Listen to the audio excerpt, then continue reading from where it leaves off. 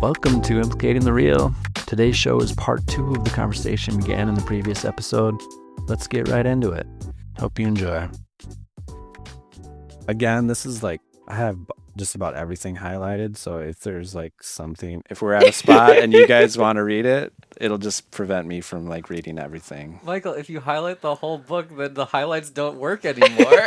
Well, what I have is like distinct, but they're all like worth saying, but they're just, I'm separating the ideas. Listener, the highlights are in different colors. So I have 3 colors. So there's 3 colors of highlight on Yeah. the book. And it is the entire page. This page for sure. Yeah. So be prepared. I mean, you had more than I have, so lead us off. The first part is just kind of like that factoid that Rob will get caught up on, but saying many writers of historical pieces are writing out of direct experience with those times, kind of suggesting like their anima or animus or those other below surface layers like inform them, which is interesting. Do you guys have anything about that specifically? I wasn't that worried about it. Listener, if you were an artist, I'm sure all of your work is your own creative process. I don't think you have ghost you guiding your hand. I think it's all you. There's a term like anxiety of influence. Yeah. I heard of that. Like something everyone has to wrestle with, I think, if you're creating. Just like psychic ghost imposter syndrome. Like, did I make this masterpiece or was it me from my Renaissance life come back to do it? I think you have to realize at some point, like, get over this egotistical idea that like you can be in a vacuum and just like be this pure creative thing. I feel like that's like the unhealthy version of an artist that wants like, everyone wants to be called a genius probably, but a lot of the people that we've like termed geniuses will like blatantly say, yeah, like I steal shit all the time. It's the best strategy.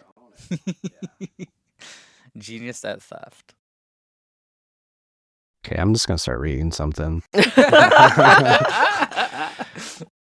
In dreams, this reincarnational material is likewise cast into dramatic mold very frequently. Beneath all this, the anima and animus work together again, not opposites, but blending characteristics. Together, of course, they represent the fount of creativity, psychically as well as physically. This is leading into what this chapter is about. I'll continue. The anima represents the necessary initial inwardness, the brooding, caring, intuitive, inside-turning characteristics, the inward focusing from which creativity comes. The word passive is a poor one to describe the characteristics of the anima, in that it suggests a lack of motion, and this is hardly the case. It is true that the anima allows itself to be acted upon, but the motive behind this desire and the necessity to tune into other forces that are supremely powerful. The desire to be swept along, therefore, is as strong with the anima as the opposite to desire for rest. I feel like there's a lot there, but I just love the way you put that. The word passive is a poor one. It has this desire to allow itself to be acted upon. Right. And I was thinking like it's like infiltrating into action almost. It's like there's something there. It's just like Classic insidious woman allowing themselves to be acted on so that they themselves can achieve power. you know. Well, and I was just thinking of just terms of like a spider web or anything, like, you know, you're allowing it. Coded. Yep. Like I didn't want to like play off what you just said there, but like that's what I was thinking. But like I've never heard any other source of information like kind of turning this idea around, like this idea of passiveness being almost a different form of aggressiveness, you know? What do you think, Liana? I would agree. I haven't seen that either. Have you guys read Dune? I've seen the first. I haven't read it. It's like the Bene Gesserit. They're like, oh, we're just going to be people's wives or whatever, but they're like secretly like pulling the strings behind everything, you know? Yeah. And they just like get really good at like sex so that they can do that. And everyone's like, oh, having one of them as a wife is sick because they're like really good at sex, but they also are like psychic. They have like psychic powers and they like have their own like weird martial arts. Yeah. They're basically like insinuate themselves into around power and influence it. Right. And Yeah. because they have like the master, like 3 steps ahead plan of like 2 generations from now, like your grandkid's gonna like go over here and do this thing. Have you seen the new show? For Dune? Yeah. No. Unfortunately, it's not as good. No, I think it takes place like 200 years before the movie, most recent movie. The David Lynch movie. Sorry, David Lynch. I know he just died, but that was kind of like the worst. It was bad. It's like, that's one of those movies that you watch it and you're like, they really just let him do whatever he want at that point. Yeah. But that's cool. Like anytime you have like a pop culture reference to relate this to, I think it's helpful to know that like, yeah, these ideas are out there and we relate to them. That last sentence that I read, the desire to be swept along, therefore, is as strong with the anima as the opposite desire for rest. I was just thinking about that. And I feel like all of us have this desire to just relax and like watch something, And we're, in that sense, we're being acted upon. We're not like in the world. We're sitting back and letting like a movie or something or a book take us away. Yeah, because the idea is like it's inward focused, right?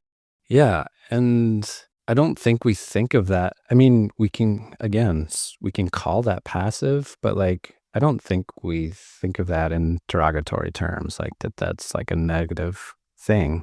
You're like imbibing culture, you're understanding things, you're getting inside the psyches of these characters.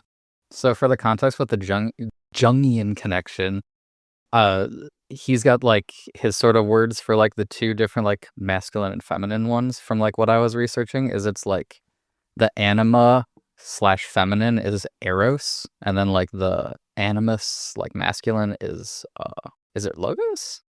I have to double check. But like the eros is like an interesting one because it's like it's not like eros like an erotic, like it comes from the same like roots, but it's like he's sort of harkening back to like the earlier use of the word, where he describes it as sort of like this like desire for like connection. It's about like seeking to like have this sort of like connection with others and like sort of be like on the same like sort of like psychic like field with like others. And like it's all about that kind of thing, which also is like interesting because it's like it shows the same sort of thing where it's like you're not like giving in to just outside forces, you're sort of like allowing them to connect with you, and that itself is active, right? It's like being receptive. You're like in an active way. The term allow implies like consent, right? And that's an act. Well, and like seeking out too, right? Yeah. It's like not just that, but like the seeking out of those things. Yeah. So I think that's helpful to like put it into those terms to like understand like this is something we all have a desire to do and we see the virtue in, I would resent the idea that I'm labeled as a passive person if I like sit around and read all the time. But I'm literally like allowing myself to be acted upon it in the context of that I'm like not in the world like doing things, but I'm like letting something else that has already been created like dictate how my mind follows. I just thought that was an example that just came to mind. The rest of that paragraph, the characteristics of the animus provide the aggressive thrust that returns the personality back outward into physical activities, triumphantly holding the products of creativity that the anima characteristics have secured. So yeah, this is the one that I'm like, all right, Jung, like kind of shut up, because the logos is basically just like rationality, like the rationality principle of just like you're reasonable, and it is like the outward facing, like doing stuff in the world. You're being creative, you're constructing things, you're doing civilization, right? Yeah. That's all masculine for Jung, which is kind of like womp womp. Yeah, again, like it's do we need to put it in these terms, but like getting beyond like, the gender stuff, like somehow these symbols are connected this way, like throughout the history of our civilization. Mm-hmm. But what do you guys make of this? Like he's just setting up these dynamics, apparently necessary dynamic in this level of consciousness that like there's a tension to go inward and a tension to go outward. Makes a lot of sense, doesn't it? Well, I think it also needs to be noted, right, that like the author of the passage itself is sort of this like bi-gendered like entity, right? Where it's like Seth, which is masculine, like male, but channeling through Jane, which is feminine, like right? And also claims the Seth level claims to be, neutral or. Is that what Seth is? Because Seth always refers as like they always go by like he, right? Yeah, but it's one of those like caveats at the beginning. If you miss it, it's an important thing that you've missed throughout the context. But like, Okay. I think he basically says there is no gender in the terms you think of it, and I'll be using this term for your guys' purposes. Okay. Yeah. Yeah, I don't know if that was in this book or if that was elsewhere. I don't remember either. I feel like it's come up before. We probably talked about it earlier. The whole self is obviously the sum of these characteristics and more. After the final incarnation, the physical, sexual type creativity is simply no longer needed. You do not need to reproduce physically, in other words. In simple terms, the whole self contains male and female characteristics, finely tuned together, blended so that true identity can then arise. For it cannot when one group of characteristics must be emphasized over the other group as it must be during your present physical existence. It's just interesting that this is necessary here, and that's kind of the question. And he says this right after. I'll just read that too. There are many reasons why the separation has been adopted within your dimension. The reasons have to do with particular ways in which mankind has chosen to evolve and use his abilities. And I will have more to say regarding this point, but it does not belong in this chapter. But that was immediately my question, like, why? Why did we have to set it up this way? Why though? We didn't have to, we chose to. And why 2 and not like 5, right? Hmm. Like it's that interesting thing where like Seth up until this point has been like, I hate dualities. Like people are too dualistic. People are so black and white. And then it's like, well, yeah, but like I think my initial reaction would be just like 5 would be way too complex. We're struggling with 2. You know what I mean? But maybe 5 would like balance it out in a way that it doesn't seem so contentious. I don't know. 3 would be the worst. Think? Yeah. Because then 2 just gang up on one. People just bully. 2 of them would gang up and bully the other one. Yeah. I mean, this is just where I thought these, sort of like gendered ideas kind of like become what they really are. And yeah, the creativeness and aggressiveness, like I wish there was more here, just like going deeper into these ideas. Keep going. The projection of man's anima or hidden female self upon his relations is quite natural and allows him not only to understand them better, but to relate to other female existences of his own. That was kind of covered in the first session. Mm-hmm. The reality of the anima and animus is far deeper than Jung supposed. Symbolically speaking, the two together represent the whole self. I like this too, is personality as you know it cannot be understood unless the true meaning of the anima and animus is taken into consideration. Yeah, it's kind of like the same thing of like, you have it to balance you out sort of thing. Yeah. Here's the line about the first life. The original pattern for the animus and anima comes from the whole self before reincarnations. The animus and the anima are born into the individual with the first physical life and serve as an inner pattern reminding the personality of its basic unity. Here is another reason for the strong psychic charge behind these symbols and the godlike quality that they can transmit and project. How did you understand that first physical life? Because up until this point, he's referencing, these are like the anima or animus, depending on, whatever sex you are, was from previous existences. But he's saying it's there right away. Do you want my honest answer? Yeah. I think Jane fucked up. I think she like thought about the previous session and went, oh, fuck, I have to clarify that. And then, because we're in like the second session that we're talking about this stuff. I was like, oh, geez, I need an answer for that. Because like Rob was talking about earlier in like the last chapter, didn't we talk about like they had gotten a question about like an infinite regress sort of argument that they had to answer? What specifically? Where it was like, we talked about it last time, didn't we? There was like somebody who had like had a thing where they're like, well, if this thing comes from this thing and this thing comes from this thing, it's like an infinite regress sort of deal. I don't remember. Remember that? Oh. But like, yeah, you'd have like that sort of same issue here where you're like, well, everyone's getting their anima or animus from an earlier life, but like, what about the first one? Well, the question I asked Liana earlier was like, do you think he actually also means future lives? Because they're all happening simultaneously, but he just doesn't want to get it. This is complex enough as it is, and he doesn't want to like highlight the time discrepancy thing that often comes up. Yeah. So like he says by rule that you have to have experiences in both sexes, and if they're all happening at the same time, then you always have that reference point even in your. And I think now that I'm going down this road, I think that is the way it is explained. Well, but earlier, like in the same page, he still does the thing where he talks about like in a series, like some people would like be a male like in a lot of different lives in a series, and that could lead to a problem. So they like really have to listen to their anima, you know? Right, but there's that part of us that is experiencing it in a series, and then there's the part of us that is experiencing all at once. The inner self is the one that's experiencing it all at once. I guess It seems like a cop out maybe to you. Yeah, it does. It definitely does.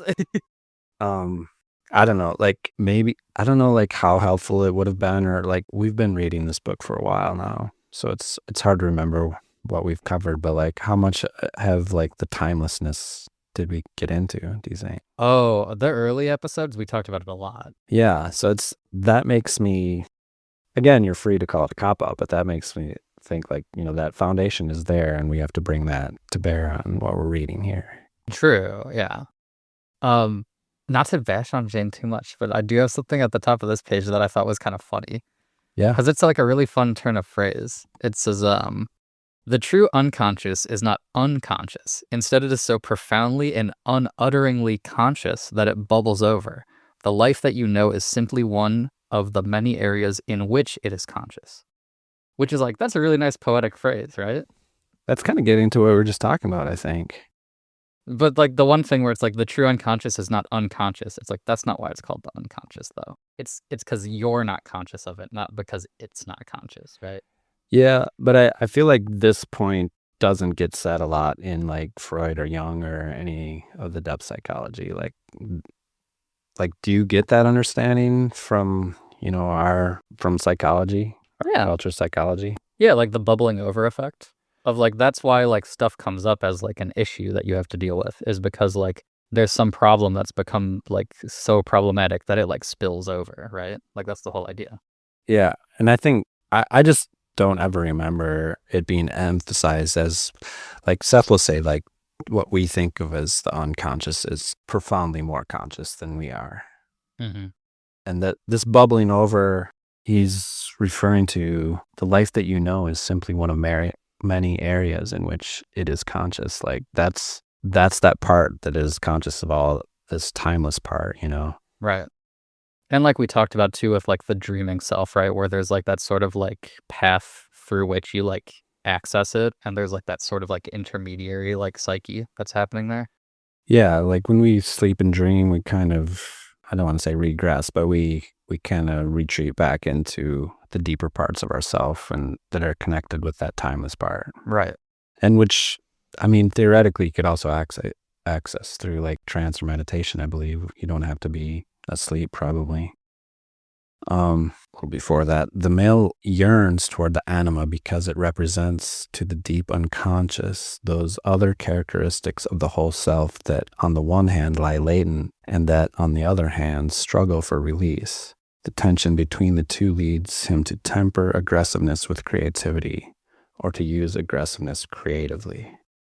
I just like that idea that, again, maybe it's wrong to like reduce this to like sex or sexual, but like he says, yearns toward the anima because he yearns towards the whole self. Mm-hmm. Instead of like punching walls, you could like take up the flute, Yeah.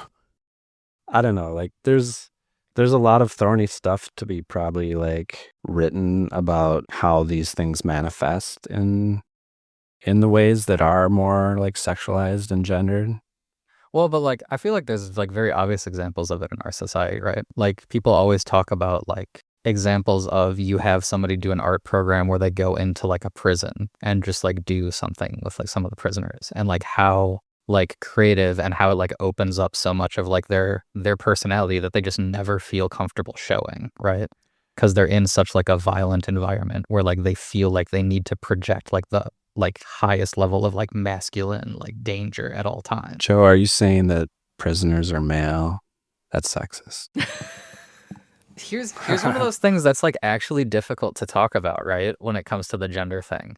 Cause like, you know, you had brought it up earlier of like, it's not fair to say like men are inherently aggressive. And like, that's one of those things that like, I hope if we have listeners like decades from now, right? I hope that's something that sounds archaic, right? Cause like right now, if you look at statistics, it's like violent crime is like men in their 20s. Like Sure. the majority of it is men in their 20s, right? So it's like societally we have something there. I don't know if it's culturally determined or biologically determined or what, but like societally right now at our current moment we have something there, right? Yeah. Well, and you know, for better or worse, I work at the Minnesota Security Hospital, and on our campus is part of the Minnesota Sex Offender Program. And I don't know the exact numbers, but they're years ago I did take a promotion over there, and guess like the percentage, like let's say there's 700 or 800 sex offenders in Minnesota, like guess how many of them are female? Let's be woke. 400. Liana, what do you think? Probably a low percentage are female, but I think a lot of that is attributed to male victims of sexual crimes are disincentivized to come Yeah. forward because it's not deemed manly, or they're told, oh, you should have wanted it. Right. Yeah. At the time there was one, and then there was two. There was only one? Yeah. Holy hell. And I think there are those reasons, and then there's probably other reasons also. But yeah, we do have these reflections in our society, and who knows, like, you know, to what extent we can attribute it to, you know, our culture or just like inherent aggressiveness. I don't know. And I will say, like, when I was looking at the Jung stuff, he also is like very like, they're not the same. They're not like, they don't perform the same function in like his thing either, where it's like the anima and the animus are not like just the male or female version of the same thing. Because like the anima, like I was joking about earlier, literally is about learning how to respect women. Like you go from the phase where they're like an object, and then they slowly become more and more human over time, the way that you interact with women. Where like one of the middle phases is like you worship them as like this beautiful, virtuous thing. But then like psychologically, you have the complex of like not being able to attribute things that you think are unvirtuous to them. So you've got sort of like the Madonna whore complex. Yeah. And then you have to fully like get rid of that to be able to like advance your anima. But like the animus in the Jung like perspective isn't really like that, where you go for like stages of men. You just kind of have different types of men. Where like the old wise man and the jungle man aren't like, one is like superior than the other. They're just different. Yeah, but don't you have to like deal with your ideas of them at different stages? Like I feel like the relationship that a woman has with a man might be colored a certain way, and then until she like has a baby boy, and then suddenly she has this different context of, and maybe that's just like a deeper understanding and forgiveness of like all the stupid aggressiveness that comes with, you know, someone being steeped in this culture with, you know, whatever qualities that does or doesn't have. Yeah. No, you're right. Because it is about like interaction with people of like the opposite, like gender sets, right?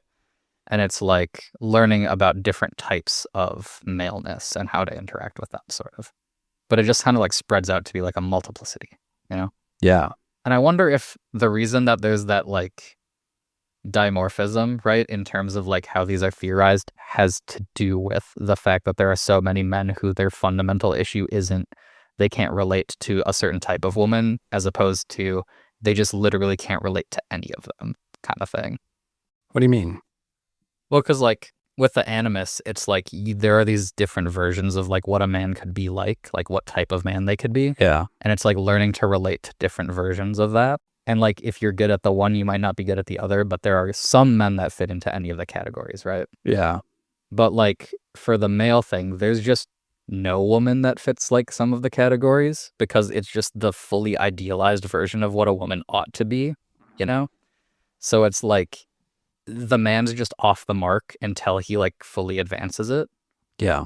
And I wonder if that the theory comes from the society where men are just like that, you know? Yeah. Or they're allowed to be I don't like know that. why, but I'm like thinking of like incel culture Yeah. where like there's probably multiple things happening there, but one of them might be like this over idealized sort of thing where like it's not that this person can't get any woman, but they can't get the woman they think they should have, That they deserve. that they deserve. Right. And the toxic part, I think, is like blaming other people for that. Yeah, it's the idea that you deserve it, Yeah. right? Well, we got a lot going on in this culture. I had this one highlighted too. Now, there are deep correlations between these symbols and the struggle in which mankind is involved. Your consciousness as you know it, your particular present kind of consciousness, is a statement of awareness brought about by a particular kind of tension, the specific kind of focus arising from the true unconscious of the whole self. I just like to see what that is, this dynamic. It is like a tension that we are using at this stage of consciousness. So here's a thing that I had is like it's part of like why I brought up the like, well, why isn't there 5 instead of 2, right? Because it's like, it seems like there could be other ways of dividing people up that like other cultures have even used, you know? Yeah, Like totally agree. I was thinking like, you know, like in Hinduism, you have like the caste system. And it seems like that's sort of a similar kind of deal, right? Where like you're seen as your duty is to like be the version of your caste, not necessarily to be like any particular way, but like first you have to identify what caste you are to know how you're supposed to act. And it's set up in a similar sort of way where it's like, well, this is just the thing that we chose to do as a society, right? Where like, if we all work within the system, eventually we'll all advance from it, even though some people are like, you know, way at the top and some people are like untouchables or whatever, right? Yeah. Yeah, That's more of a hierarchy.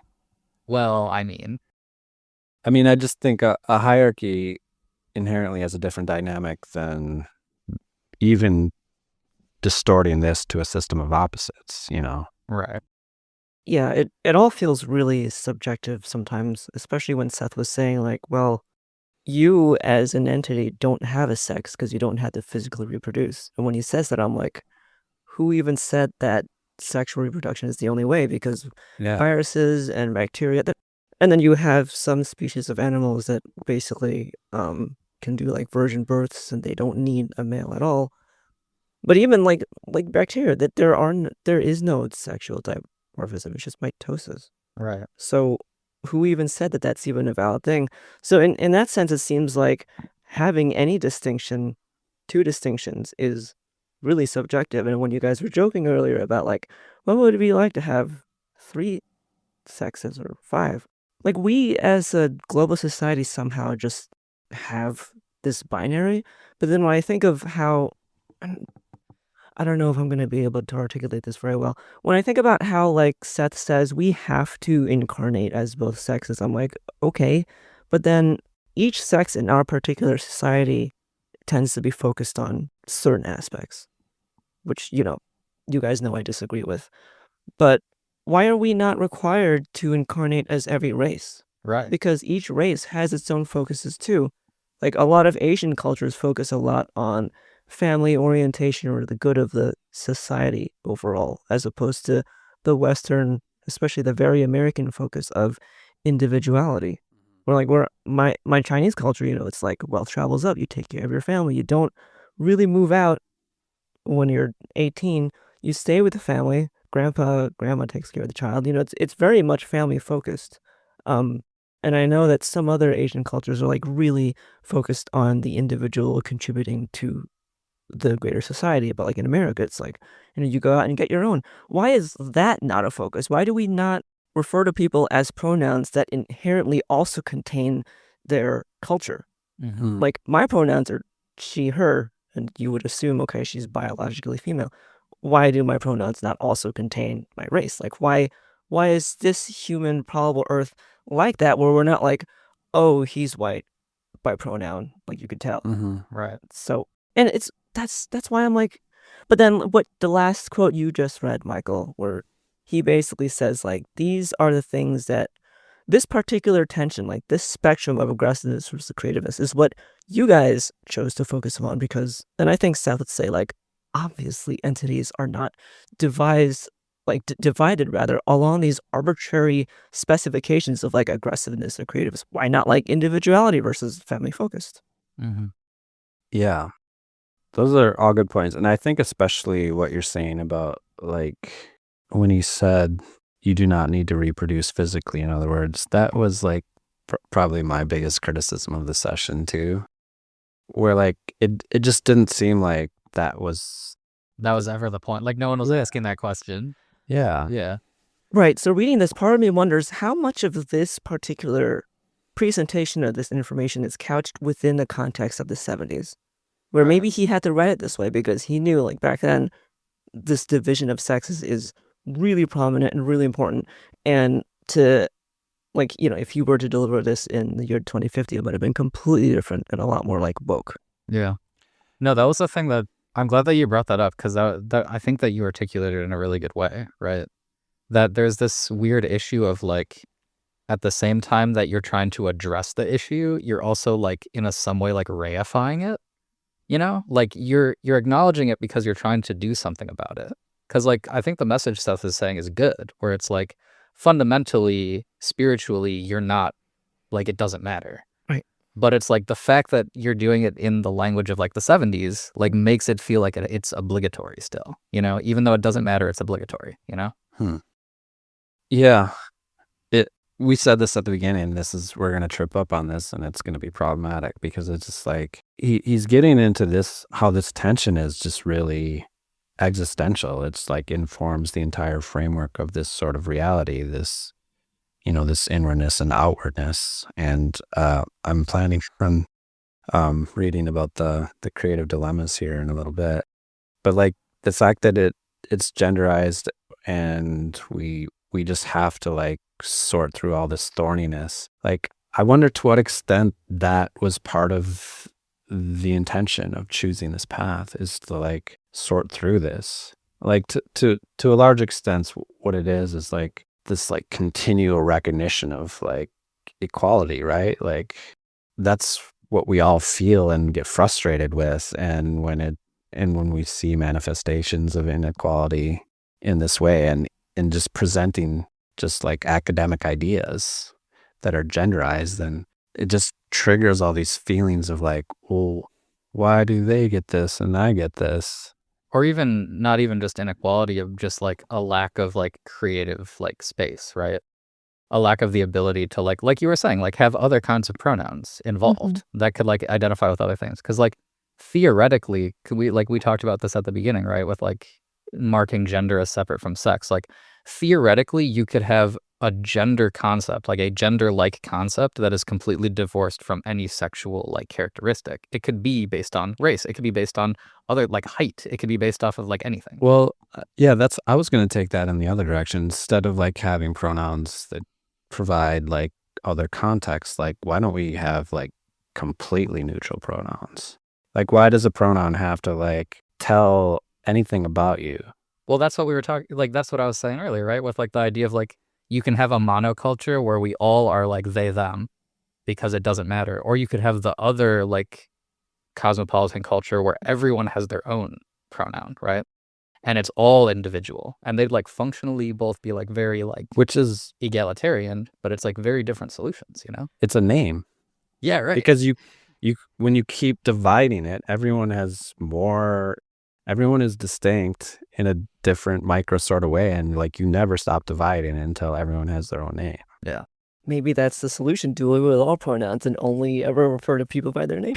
Everyone's like Elmo, like Elmo's feeling tired. Elmo needs to take a nap. Yeah. Although, I did want to say, Michael, that like while talking about this, I realized that in Chinese spoken language, pronouns are the same. They're homonyms. There is only a distinction, at least in Mandarin, in written Mandarin, of he versus she when it's written down. Yeah. And that's literally it. But like when you speak it, you can't tell. I disclaimer, my Chinese is not very good. When you speak it, you can't tell the difference if like who you're referring to as a man or woman. And I noticed that like at least when I'm around people who are like who didn't learn Chinese people who didn't learn English until decades into their lives, they'll usually get pronouns right, but sometimes they get it wrong in a very glaring way. Yeah. Like they'll call their son she or something, and I think it's just because they're not used to thinking that way. Yeah. In Chinese, it's just one universal pronoun to refer to a person. Our different cultures and languages are very illustrative in a sense, because like you think of like Spanish or a lot of the Latin languages, like all their words are genderized. Mm-hmm. Yeah. Right. Yeah. And like a lot of people in that culture resent like the neutralization where like they want to be referred to as a Latino or a Latina, not Latinx, even though like, you know, the woke sorts want to like push people in that direction. So it's really interesting. Yeah. I would plug, if anybody wants to read a sort of like academic feminist thing about the idea of what if we just had a million different like genders and a million different pronouns, I would plug the book Xenofeminism. I find it to be a very fun read. It's got some really wacky ideas in there. Yeah.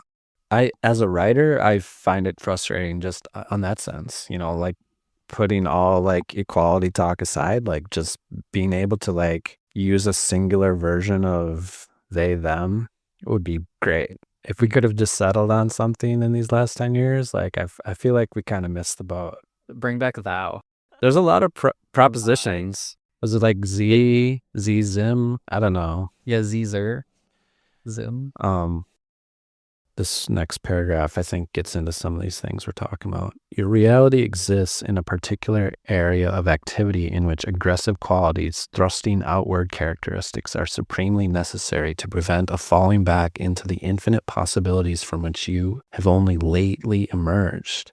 Yet from this unconscious bed of possibilities, you derive your strength, your creativity, and the fragile yet powerful kind of individual consciousness that is your own. The two-sex division was adopted, separating and balancing these most necessary but seemingly opposing tendencies. Only beginning consciousness needs these kind of controls. I feel like this is kind of like the heart of like how this is like existential, and it, to me, it does relate back to the creative dilemmas, and maybe more so when we read even further. I know I brought this up in reference, but I thought like this might be the point where I would just like read some quotes about the creative dilemmas. But what did you guys take from that part? I have it highlighted, Yeah. so and I didn't highlight it this read around, so I must have highlighted it before. But I'm like, oh, okay, that makes sense. It's a little humbling to read that only beginning consciousness needs these kind of controls. Like I'm like, oh, all right, I guess we're Okay. just a bunch of noobs over here, and that's why I had to focus on what I called subject. Mm-hmm. Yeah. I think the optimistic view though is like, oh, if this is just beginning consciousness, just imagine like how far it extends. Yeah. Which of course is probably infinitely. What about you, Joe? It just reminded me of like the thing we talked, I don't know if we talked about it a lot, but the line came up earlier where Seth had talked about how like once you advance to a certain level, like you get beyond sexual reproduction. You know, you were talking about that. I don't know if we talked about it on the podcast before, but isn't there like a Sethian thing of like on your last reincarnation, you like generally don't have kids? Yeah. And I wonder how much that plays into that. The idea of like, well, you've like transcended the whole idea of like the sexual reproduction, like schema, you know? Right. It's kind of weird. Yeah. Because we need each other. We need these two sexes to have children. And then, of course, having children, we're kind of like, our identity kind of is like stretched on another level to include our family. Mm-hmm. And a lot of parents will value that identity more than their individual identity. So I feel like it does a lot of things like with like being both an individual and understanding we're also more than an individual, and taking that to its farthest extent, like we're everything and an individual all at the same time. Right, yeah. Which, you have to develop some like emotional intelligence at that level. I think that's really what we're learning here when Seth talks about we need to like learn responsibility before we have even more power to like create worlds. Like that understanding, I feel like has to be like fundamental, like at an emotional level before you can go on and create worlds, because otherwise you would probably create some hellish worlds probably. Listener, I'm telling you, you better not reincarnate into any of the worlds I make. I'm gonna make some fucked up worlds for all you. Don't even come around that neighborhood. You do not want it. You heard it here first. All right. Are you guys ready to hear about some creative dilemmas? Hit us. Okay. This is from the Early Sessions, Book 3. It is the dilemma between inner vitality's desire and impetus to completely materialize itself and its inability to completely do so. An exquisite imbalance whose result is consciousness and existence. Consciousness and existence are made possible by lacks of balances. So richly creative there would be no reality as it is understood to be if balance were ever maintained. This is the first dilemma results in action. Yeah, I like that a lot. Yeah. Again, I've never heard this concept of like lacks of balance being necessary, but it makes sense. This is one of the reasons I want to really get into like one of the subject areas I feel like I don't know enough about, but is always really fruitful sounding to me is like ecology. Because I think this is like a really big concept in like sort of the science of understanding how ecology works, is that you're sort of talking about a flow of energy through a system. And for there to be a flow of energy, right, like thermodynamically, we know that that means there needs to be an imbalance in energy so that it can move from one place to another. Yeah. And like what an ecology is sort of, or one way of frameworking it, right, is like tracking sort of like how the energy moves throughout the system and how like that becomes creative, it becomes generative, right? Yeah. And it produces a lot of things. Like to some extent, I would even, if we want to take it to like a really existential place, like in some sense, that's what it is to be like a living being, right? Is to be the transition of that energy. It is to be like kind of like surfing on top of this like wave of energy cascade going from one place to another. Yeah. It literally says, the imbalance whose result is consciousness and existence. Right. Like it makes sense when you think about it. I'm just saying, like, I've never heard it highlighted so like to the point. Mm-hmm. Yeah, and I should point out, like, I mean, I don't know, like this is the 1970s. I guess like ecology as a science was like pretty like up and rolling by that time. Like I forget when like Silent Spring or whatever came out, but that was like a little bit after that. But I mean, it applies in more than just ecology, but you have a particular interest in that specifically. Well, I feel like, because, I have a soft spot in my heart for cybernetics as like a weird, like fringe sort of like way of thinking about stuff. And like a lot of those. Can you explain what that is for the listener? Yeah. Cybernetics is like sort of, it's an interdisciplinary study of like systems that are sort of like self-controlling. So it started off as like sort of you just make like a thermostat, right? A thermostat has both a sensor that tracks the temperature around it and also a control that can turn heat on or off. Mm-hmm. And it will interact with its environment in such a way that the thermostat itself can't be considered as the mechanical system in question if you're trying to describe what's happening with a thermostat. If you just track like, here's what's happening with the thermostat, it's either on or off. You'd wonder like, okay, that's not a very complete description. A complete description of the thermostat must include the room that it's heating. Like it becomes sort of a larger system within this bigger thing that influences it as a subsystem.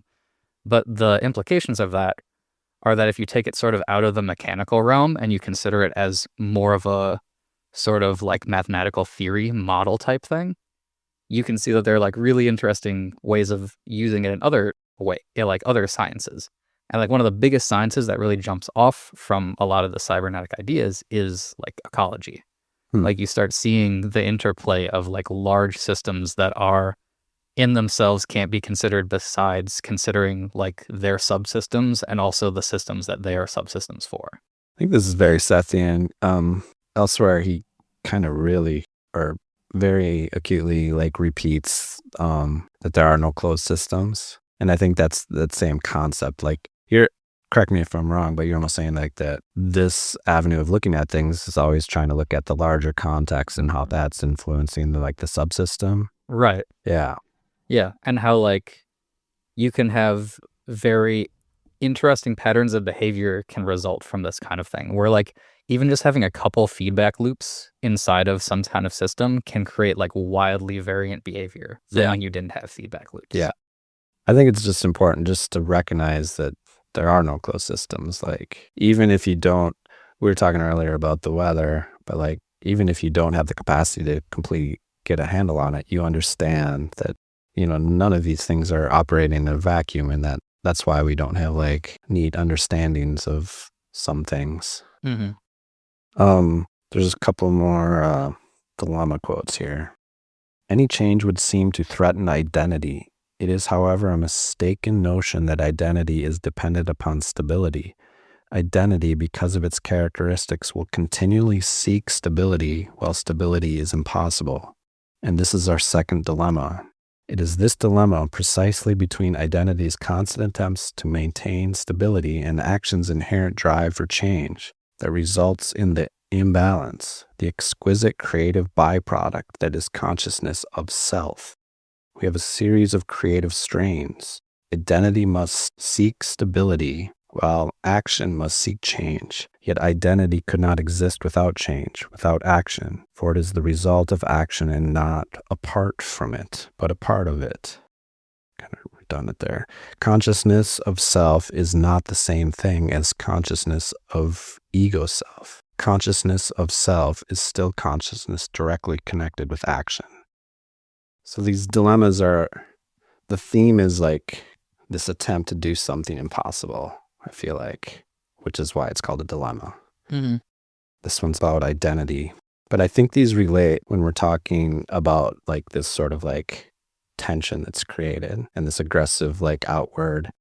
And when we're thinking of like just what is like physical reality compared to, what Seth would say is like the more fundamental reality. It's this aggressive outwardness into physical reality specifically that creates this sort of existence. I don't know. There's a lot to like really parse out here. See if I can get to the third one. Consciousness, therefore, is not a thing in itself. It is a dimension of action. It is a most miraculous state made possible what I choose to call a series of creative dilemmas. The ego is a state resulting from the third creative dilemma, which happens when consciousness of self attempts to separate itself from action. Consciousness of self attempts to divorce itself from action, an attempt on the part of consciousness to perceive action as object. I'll just pause right there, but like attempting to perceive action as object is, I feel like, what physical reality is. Especially when we come from this context of like knowing what we mean by physical reality, but quantum physics looks at our objects and has decided that they're actually more accurately defined as events than objects. Here we see that ego consciousness, in this attempt, strives to perceive action not only as separate, but to perceive it in such a fashion that it appears to the ego that action is initiated by the ego and a result rather than the cause of the ego's own existence. I often refer to these, and I feel like they're kind of the gist of this material. We're trying to understand what this reality is, and I think that's why I like this session, because it's kind of a harmonic on this idea. Mm-hmm.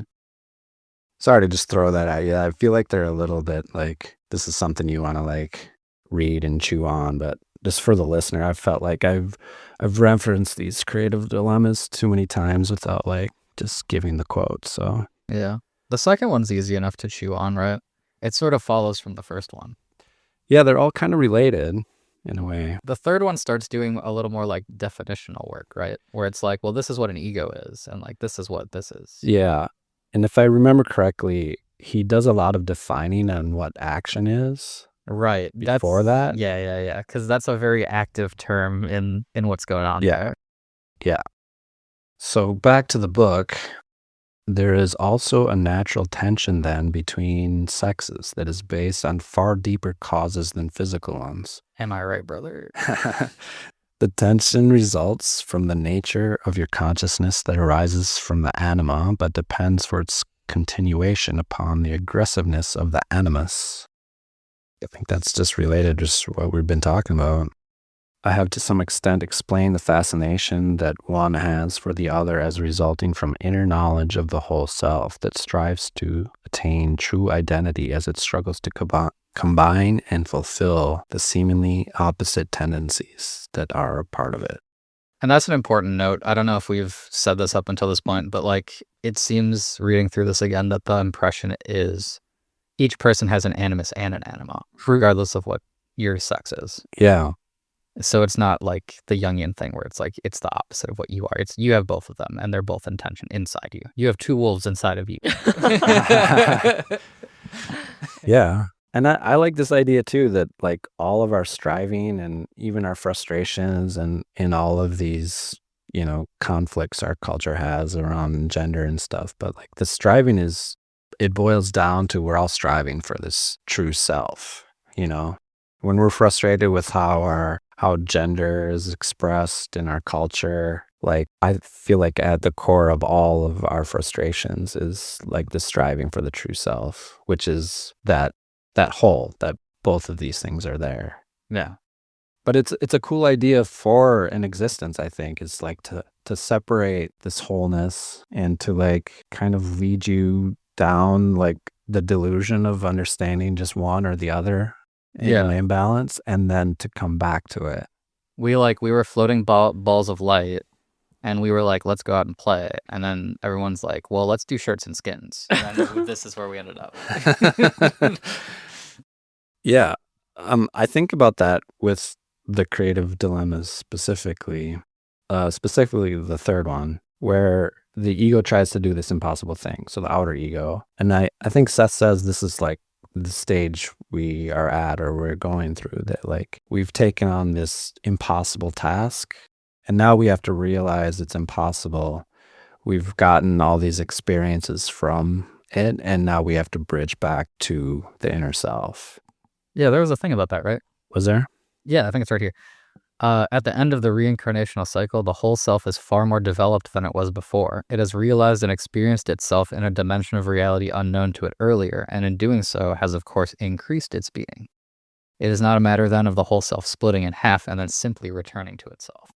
Yeah, and that reminded me of a lot of like concepts like you've pointed out, the Nietzschean one, or there's like the pulp culture, like time is a flat circle. Like he's saying this isn't just, a repetition, a sterile repetition. It's not just a fixed infinity that's forgetting and remembering itself continually. It's progressive in nature. Yeah, through all this limitation is new growth, always.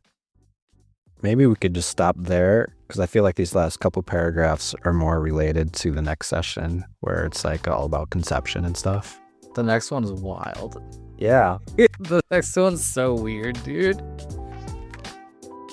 That's our show, but fear not, the never-ending conversation continues next week.